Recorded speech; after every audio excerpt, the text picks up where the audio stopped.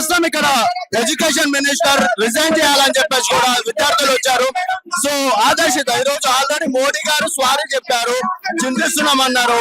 ఆయన నిరాహార దీక్ష కూడా ఆపేయడం అనేది జరిగింది. అయినా కూడా ఎందుకు అంటారు ఇది? సారీ ఎవరికి కావాలి? సారీ ఎవరికి కావాలి? ప్రాణాలు పోయినాయి కదా, ప్రాణాలు తిరిగి చేయలేం కదా.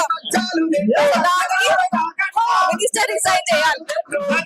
మీరు అంటారు ఎందుకు చేయాలంటే, ఇంతకు ముందు కూడా చేసినారు minister, railway minister, finance minister, minister చేసినారు. ఇప్పుడు ఆయన కూడా చేయాలి. ఆయన ఫెయిల్ అయిపోయారు. ఎడ్యుకేషన్ మినిస్టర్ ఆయన ఫెయిల్ అయిపోయారు. సో ఆయన రిజైన్ చేయాల్సిందే. మాకు సారీ వద్దు.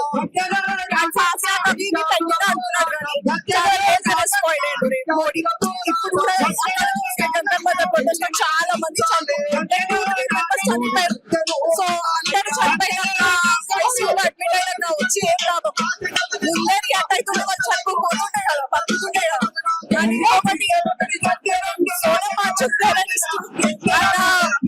కాంగ్రెస్ పార్టీస్ అంటున్నారు. ఆయన ఏమైతే ఎందుకు ఉద్యమం కోసం చేస్తున్నాడు.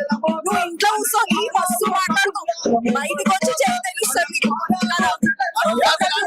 కాకుండా చూస్తామంటున్నా. వద్దు, మేము మస్తు చూస్తూనే ఉన్నాం. మాకు ఆన్సర్ ఒకటే, మాకు సిగ్నేషన్ కావాలి. మాకు మిస్టేక్ మళ్ళీ అయితేనే ఉంటాయి.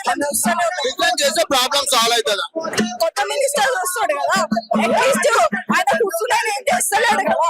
కొత్తలకు ఛాన్స్ ఇద్దాం. ఇందులో ఉన్నారు సమస్యలను ఉంటున్నారు. కొత్తలకు ఛాన్స్ ఇద్దాం. కొత్తలు ఏం చేస్తారో చూద్దాం కదా. యాజ్ హ్యూమన్ మనకి డెమోక్రసీ రైట్ ఉంది. సో మనము దానికి సపోర్ట్ చేసుకుంటూ పోదాం. ఫైనల్ ఏం చెప్తారు? ఫైనల్ గా ఇప్పటికే చాలా లేట్ చేసేసి మోడీ ఇప్పుడన్నా ముందుకు వచ్చి మా రైట్స్ ని ఫుల్ఫిల్ చేస్తే బాగుంటుందని కోరుకుంటున్నాం. అండ్ వన్ మోర్ థింగ్, ఇది జస్ట్ అబౌట్ ది ప్రొటెస్టెంట్స్, మీ స్టూడెంట్స్ కోసం. Please don't bring religion in this. Religion ని మధ్యలో తేయకండి. ఇది చదివైన స్టూడెంట్స్ కోసం.